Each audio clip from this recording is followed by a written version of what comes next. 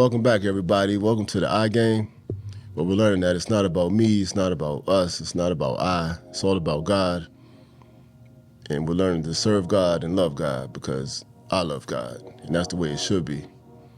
My identity begins and ends with the one who created me. And that's what we're going to talk about this week is identity. Identity's become a major topic. It's all over social media, the newspapers, the magazines. It's like, who am I? What am I? And, the first things first, your identity is tied into the one who created you. If you're not connected to your creator, you don't know what you are, and now you have to create something. And many people take that opportunity to create something positive, something negative. Some people don't create anything. They just live by the default mechanism called life, and they become what society tells them to be. Because when you have to create your own identity, you also have to take responsibility and accountability for yourself because you're detached from your creator. And some people live with the default mechanism and they let the world tell them what they are based on how you look, where you're from, your background, your parents, your gender. Even your genders get twisted because you let the world tell you what you are instead of taking the responsibility of becoming what God designed you to become. So if anyone who's disconnected from God, they have spiritual issues, and those spiritual issues come out as gender issues. They come out as mental health issues. They come out as power issues, and it just reflects itself in many different ways. It's kind of like a lot of the people involved with the trans movement.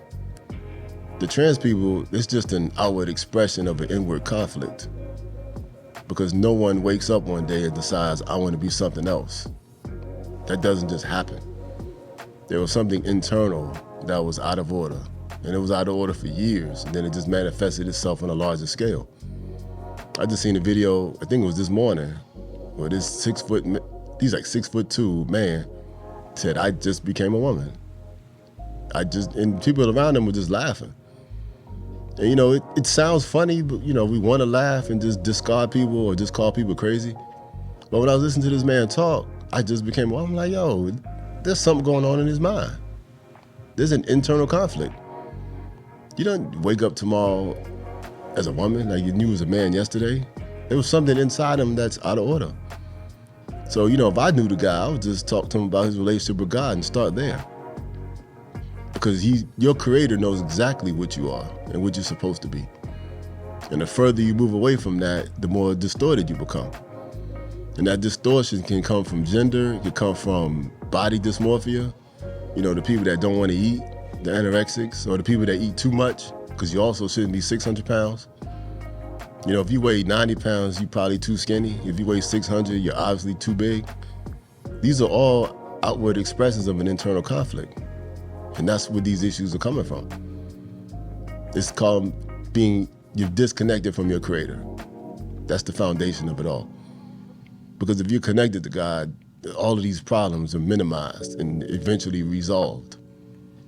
Because a woman doesn't wake up tomorrow and say, I want to be a man. That's not normal. God didn't design us that way. I cannot go outside and my car decides it wants to be a helicopter. That's not how this works. You are what the designer made you to be. So these outward expressions of internal conflicts need to be resolved. But the only way you can resolve them is by getting back to the creator. Because you cannot misuse, or abuse something you didn't create. You have to use it the way the creator wanted you to do. You don't have the right to misuse it, and you don't have the right to abuse it. And the only way to know how to use it correctly is to get back to the creator, the original manufacturer. What did he design you to do? Just like I'm a natural teacher, I'm a natural writer. That's what God made me. So when I do that, it's natural, and it works.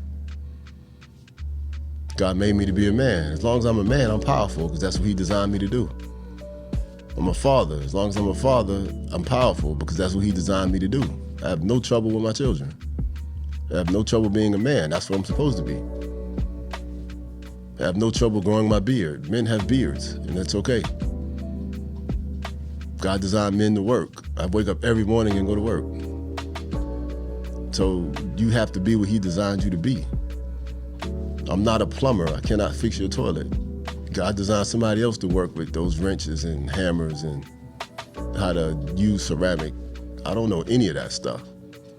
That's not my flow. That's not my bent. You know, so you have to be what he designed you to be. Like my daughter, she paints. She can look at a picture and turn around and paint that picture in a few hours. I can't do that. God designed my daughter to paint. She found her gift. My oldest son taught himself to play the piano. God gave him that. He's a great piano player. You know, so think about yourself. What did God design you to be? What is your identity? If you don't know, go pray. If you don't have your identity, get off social media, because the devil's going to tell you the wrong identity. If you don't know who you are, get off social media for a few days. Turn that television off, because the TV is going to brainwash you to act a certain way. I remember when I went through my lost years and I was watching rap videos, and next thing I know, I'm wearing Timbs and fatigues, and I stopped combing my hair because I wanted to be a thug. The only reason I wanted to act like a thug is because I was lost. God didn't call me a thug. And for those of us who understand history, the word thug was created in Asia. It was created in India. And who were the thugs? The thugs were the people who paraded themselves and dressed like poor homeless slaves, and they earned the favor of rich people, and then they would live in their house and rob them and kill them. That's where the word thug came from. They were liars and hypocrites, and they took advantage of people. And they would rob and kill these people in their sleep. They didn't even have the strength and the courage to rob them while they were alive and awake and could defend themselves. They would live as slaves, gain the favor of rich people, and then kill them in their sleep. So thugs are actually cowards, if you really look at the history of it. Why do you want to be identified as a coward? See, I'd have more respect for the raiders, because the raiders came in broad day on horseback with their swords, and they killed you while you had a chance to defend yourself. So the raiders were actually more fair than the thugs, because the thugs paraded themselves as poor slaves, moved into the house of the rich people who gave them favor and access, and they killed them in their sleep. So a thug is really a coward. You do not want to be identified with anything that is related to a coward or a liar or a manipulator. You want integrity, you want strength, you want dignity, you want a good name, you want people to respect you. All that comes from being connected to God and doing what God designed you to do. The other problem with letting media and the world tell you who you are is you will begin to identify yourself with your problems. Like, I know women who just walk around always talking about, I have low self-esteem, I'm depressed, I've been dealing with it my whole life. That's how they introduce themselves. You don't want those kind of people in your life, because they will depress you. Why are you identifying yourself with your problem instead of fixing it? I've had moments of sadness, but I never introduced myself as the sad man. Because if you identify yourself with it, you're going to hold it, because it becomes a part of your identity. And now you're creating friendships and bonds with people based on that identity. And now they attach themselves to you. Those are your sympathy friends who allow you to remain in that condition. And as long as you're depressed, you have those friends. But if you ever overcome, they're not going to like you anymore because you changed. So you actually trap yourself when you make friends based on your depression and your anxiety and all these other issues. And you don't even need that stuff. It's just a crutch for you not to go up anymore. Because I'm going to say this real quick. When you connect to God, he's always going to expect you to go up, just like school, just like college. You go from the first grade to the fifth grade to the eighth grade to the 12th grade. Now you have to graduate. Then you start over again, because when you get to college, you're a freshman again. That's how God's going to treat you in your life. So when people start attaching themselves to, yo, I'm depressed, I'm anxious, I got mental health disorders, I'm bipolar. No, you just don't want to grow anymore. Sometimes these people just don't want to grow. And that becomes their excuse. And then when you try to call them on it, they tell you about their childhood and how bad their childhood was. Now you're a victim because you don't want to grow. So people run from God because they don't want to grow. Avoid those people. You want people who identify themselves with their creator, because they're the ones who are always willing to grow. And because they're growing, they're going to also motivate you to grow, and you grow together. And now you're identified as victors. You should always want to be around the victorious people, not the people who use their problems to rebel against God and to hide from God. And then when you call them on it, they become victims. Like, I knew this one guy, I'm going to end with this. Sad story, but it's still true. I knew this one guy, I was a counselor, and he just would not stop drinking. He used to drink himself passed out in the street. And whenever I called him on it, he would use the same story.